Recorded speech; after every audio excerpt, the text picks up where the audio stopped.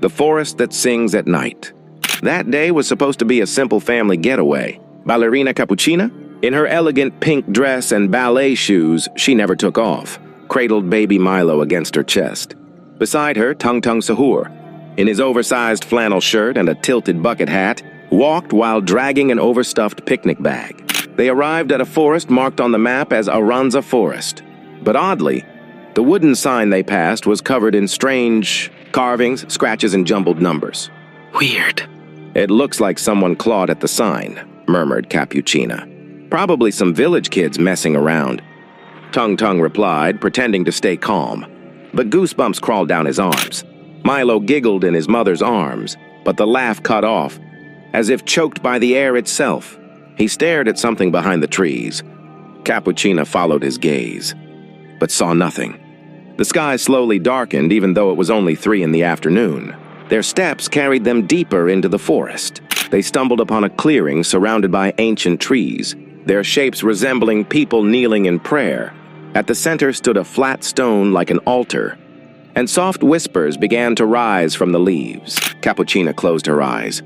She was a dancer, sensitive to rhythm, and the sound felt like singing, a song without words, pulling at her mind. Her hands lifted instinctively, her body drawn into a dance. "Capu, don't dance.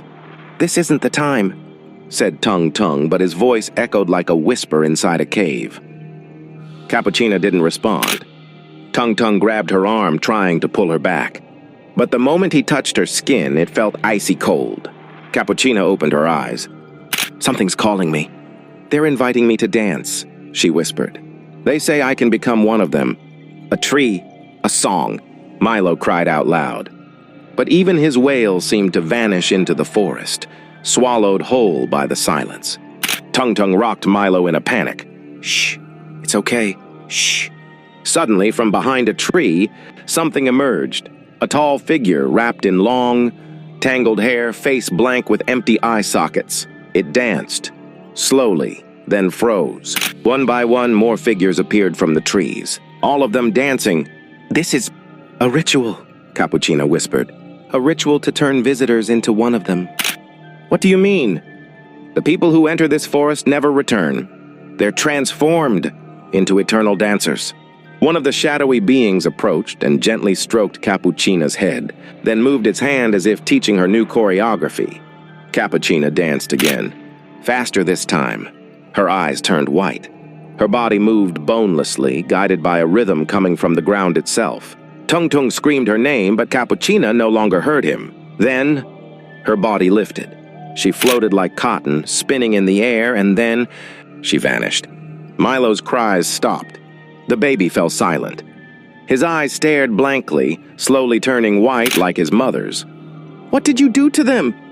Tung-Tung shouted. He clutched Milo tightly, trying to run, but the ground beneath him turned soft and sticky like mud. Every step sucked him deeper. From behind him, the sound of ballet steps approached. Capuchina returned. But now her face was pale as paper. Her body never stopped dancing. She said nothing, only moved her hands in strange patterns, as if inviting Tung-Tung to join. Tung-Tung couldn't resist. His arms holding Milo felt heavier and heavier. His vision blurred. "No, don't let Milo join." Then, the forest fell silent. Not even the leaves dared to move. The next morning, a hiker found an open picnic bag beside the forest trail at Aranza. No sign of people. But nearby, hidden among the shrubs, he saw 3 wooden statues. One was a ballerina frozen mid-dance. One was a man in a bucket hat holding a child. And the last one was a small figure, a baby. At the base of the baby statue, faintly carved, were the words, "The last to dance will still hear the song."